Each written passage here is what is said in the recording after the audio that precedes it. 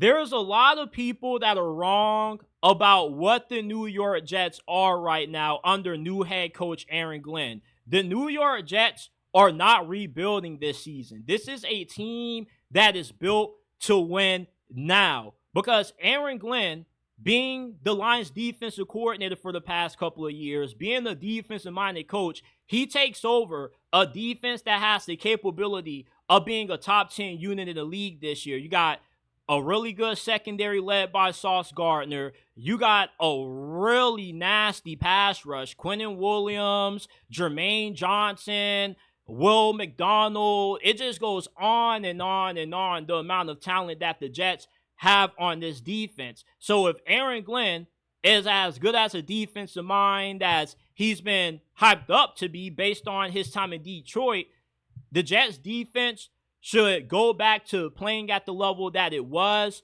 under Robert Saleh when he was still the head coach of this squad. When Robert Saleh got fired, the Jets went from having a top 10 defense to one of the worst defenses in the NFL. Now that you have a defensive guy taking over a defense that is extremely talented, it's fair to expect that this is going to be a really good unit this year. And offensively, the New York Jets are just as stacked on this side of the ball as what they are on defense. They have invested a lot of draft capital into shoring up this offensive line. This offensive line has 3 first-round picks on it.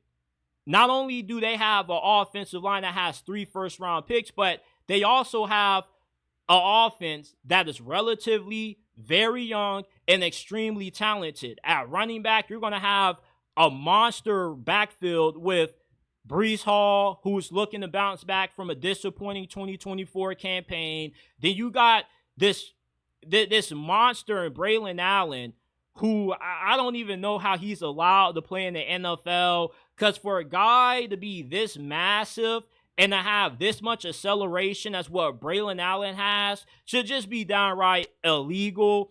And Garrett Wilson has cemented himself as one of the top receivers in the game. To me, he's a top 6 receiver right now. He doesn't really get talked about that much because he plays on the Jets, and the Jets really aren't that good, and they never really get shown in a bunch of primetime spots. So a lot of folks don't really get to see how good Garrett Wilson is. And he's reuniting with his former college quarterback at Ohio State and Justin Fields. And Justin Fields, how well he plays this year is going to determine if the Jets make it to the playoffs or not. And Justin Fields is in the best situation with the Jets that he's been in his entire NFL career. He didn't have a good offensive line in Chicago.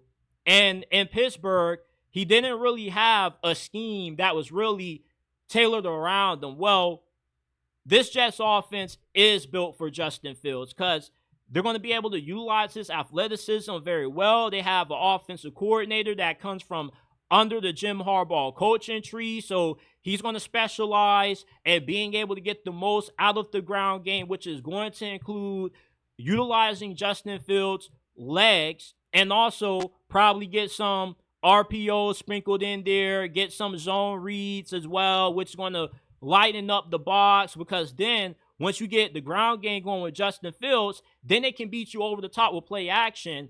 And what never gets talked about with Justin Fields, as much as he gets criticized for not being that accurate, he's one of the best deep ball throwers in the league.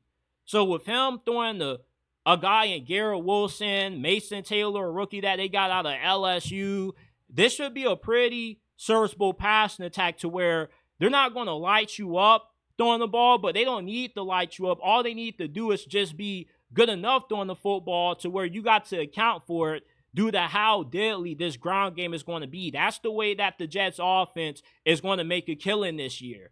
And the New York Jets just overall have been pretty well constructed with how their previous generation, their general manager, Joe Douglas, was able to dominate in the draft. He found a bunch of studs in the early rounds, in the later portions of the draft as well. And that's why the Jets, what everybody is missing about this team entering their first season under Aaron Glenn, is that they are a team that can win now as long as Justin Fields plays good football. And I believe he can do that because the last couple of years we've seen Sam Darnold, Baker Mayfield, Geno Smith be able to have their career redemption arc.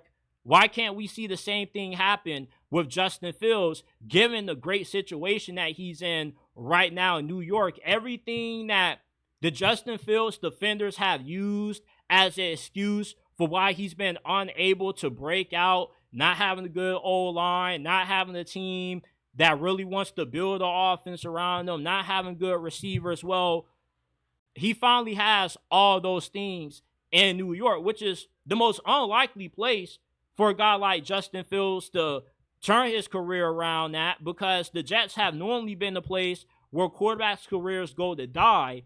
But with how they are constructed, with a head coach that believes in him, Justin Fields has everything around him where we can see him finally show some glimpses and some promise that he can be a long-term starting quarterback in this league. Sometimes it takes guys a lot longer to develop and get it than others, and this is Justin Fields' 5th season, and he's still living off potential.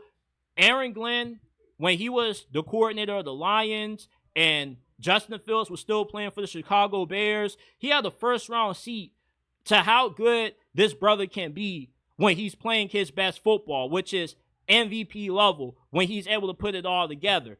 So with the offense that they have built around Justin Fields, including the scheme that they're going to be running, I would not be shocked if we see Justin Fields have a breakout season. And when that happens, you can count on the Jets being in the playoffs, because they arguably are the best team in this division from just a talent standpoint. They drive better than Buffalo, and they got a lot more high-end talent than what the Bills have. So really, all they just need is some good quarterback play, and this team will be in the playoffs.